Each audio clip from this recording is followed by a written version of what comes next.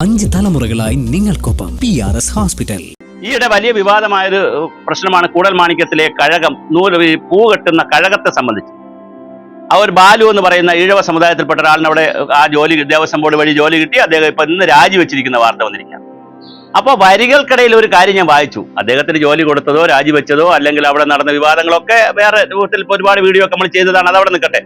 അദ്ദേഹം MA ഇംഗ്ലീഷുകാരനാണ്. സാധാരണ നമ്മുടെയൊക്കെ നാട്ടിൽ പൂവെട്ടാൻ വരുന്ന ആരാണ്? SSLC പോലും പഠിച്ചിട്ടില്ലാത്ത 8ാം ക്ലാസ്സും ഗുസ്തിയും പഠിച്ചിട്ടുള്ള കുട്ടികളോ അല്ലെങ്കിൽ ആളുകളാണ് വരുന്നത്. MA കാരന് MA ഇംഗ്ലീഷ് പഠിച്ച ആളാണ് പൂ കെട്ടാൻ വരുന്നത്. ആട്ടോ ഡ്രൈവറായിട്ട് MSc കാരൻ വരുന്നു.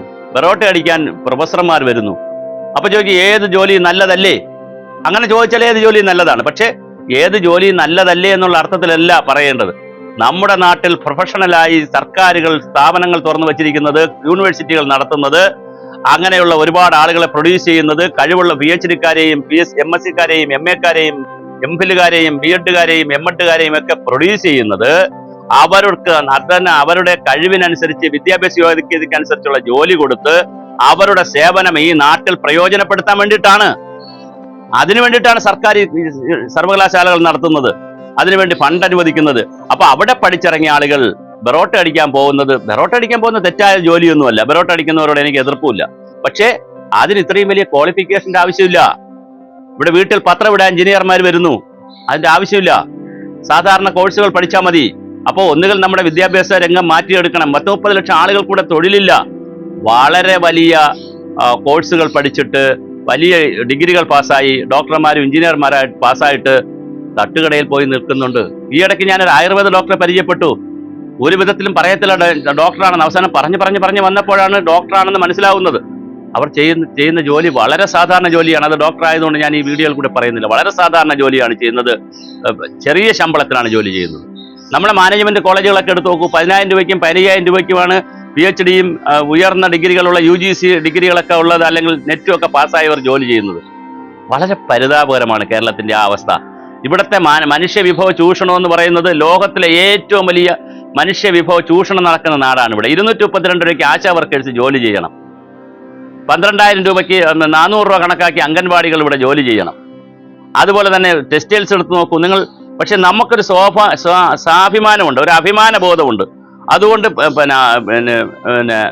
NHM-ലായാലും NRHM-ലായാലും നേരത്തുള്ള NRHM-ലായാലും ഏത് ഓഫീസായാലും പിയൂണായിട്ട് ഏതെങ്കിലും സാധാ ജോലി ഡെയിലി ബേസിന് ജോലി കിട്ടിയാലും അവരും അവിടുത്തെ വലിയ ആളുകളെ പോലെ നല്ല നല്ല വസ്ത്രമൊക്കെ ധരിച്ച് ഇവിടെ ജോലി. അത് ഗവൺമെന്റിൽ ഇന്ന ഓഫീസിലാണ് ജോലി. പക്ഷെ വളരെ സാധാരണ ശമ്പളമായിരിക്കും. ഇന്ന സ്കൂളിലാണ് ജോലി. വളരെ വളരെ ലളിതമായ ശമ്പളമാണ്.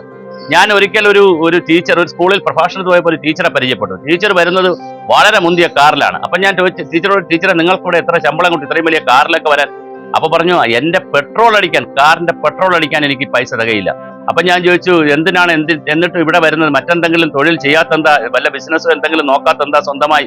പറഞ്ഞു അല്ലല്ല, ഈ സ്കൂളിൽ ജോലി എന്ന് പറയുമ്പോൾ ഞാൻ എല്ലാവരുടെ അടുത്തും പറഞ്ഞിരിക്കുന്നത് ഇവിടുത്തെ ടീച്ചറാണെന്നാണ്. അപ്പോൾ അതിന് എനിക്കൊരു അഭിമാനമുണ്ട്, സമൂഹത്തിലൊരു അംഗീകാരമുണ്ട്. ഞാനൊരു ബിസിനസ് ചെയ്യുന്നു എന്ന് പറയുമ്പോൾ അതിന് ചിലപ്പോൾ അത്രയും ഒരു അംഗീകാരം, സ്വന്തമായിട്ട് കച്ചവടം ചെയ്യുന്നവൾ എന്ന് പറയും. അപ്പോൾ നമ്മുടെ ഒരു അഭിമാന ബോധത്തെ ചൂഷണം ചെയ്ത് ഇവിടെ മലയാളികളായിട്ടുള്ള ചെറുപ്പക്കാരികളും വലിയ ഉന്നത വിദ്യാഭ്യാസമുള്ള ആളുകളാണ് ചെറിയ ചെറിയ ജോലികൾക്ക് വരുന്നത്. സൊമാറ്റോയിൽ വരുന്നത്, വീട്ടിൽ ഡെലിവറി ബോയ് ആയി വരുന്നത്, ഡെലിവറി ഗേളായി വരുന്നത്, ഒക്കെ വലിയ വിദ്യാഭ്യാസമുള്ള ആളുകളാണ്. എന്തിനാണ് ഇത്രയും വിദ്യാഭ്യാസം ചെയ്യിച്ച് അവരെ കൊണ്ട് ഒന്നുകിൽ അവർക്ക് ഈ വിദ്യാഭ്യാസത്തിന് പകരം തൊഴിലധിഷ്ഠിത വിദ്യാഭ്യാസം അവർക്ക് കൊടുക്കണം. അപ്പോൾ അവർക്ക് തൊഴിലും കൂടി ചെയ്യാൻ പറ്റും. ഇതവർ അക്കാഡമിക് വിദ്യാഭ്യാസം പാസ്സാവുകയും ഉന്നതമായ വലിയ പൈസ കൊടുത്ത് വീട്ടുകാരുടെ പൈസ, നാട്ടുകാരുടെ പൈസ, സർക്കാരിന്റെ പൈസ, സമൂഹത്തിന്റെ പൈസ ഇതെല്ലാം ചേർന്നിട്ടാണല്ലോ ഒരാൾ വിദ്യാഭ്യാസം ചെയ്തിറങ്ങുന്നത്.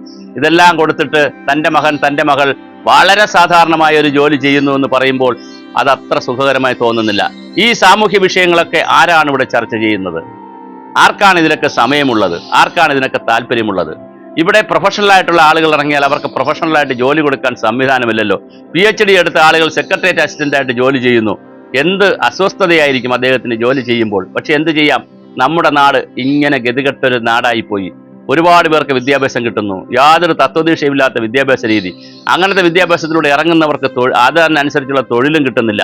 പഴയ കാലത്ത് PG കഴിഞ്ഞാൽ കോളേജിൽ ഉടനെ അഡ്മിഷൻ കിട്ടും, കോളേജിൽ സാറായിട്ട് കിട്ടും, ടീച്ചറായിട്ട് കിട്ടും, ലെക്ചറായിട്ട് കിട്ടും. ആ കാലമെല്ലാം പോയി. എത്ര വലിയ വിദ്യാഭ്യാസം ചെയ്താലും ജീവിക്കാൻ വേണ്ടി വളരെ സാധാരണ ജോലി ചെയ്യേണ്ടി വരുന്ന ഒരു കാലഘട്ടമാണ് നമ്മൾ പോകുന്നത്. അപ്പോൾ എന്താണ് ഇവിടെ പ്രൊഫഷണലിസം ഉള്ളത്? വളരെ ഗൗരവമായി നമ്മൾ ആലോചിക്കേണ്ട ഒരു വിഷയമാണ്. എന്തിനാണ് ഇത്രയും സർവകലാശാലകൾ, എന്തിനാണ് ഇത്രയും മറ്റ് കോഴ്സുകളൊക്കെ? നമ്മൾ ആരെയാണ് പ്രൊഡ്യൂസ് ചെയ്യുന്നത്? ഈ പ്രൊഡ്യൂസ് ചെയ്യുന്നവരുടെ സേവനവും കഴിവും ക്രിയാത്മകതയും ഏത് സമൂഹത്തിനാണ് കിട്ടുന്നത്?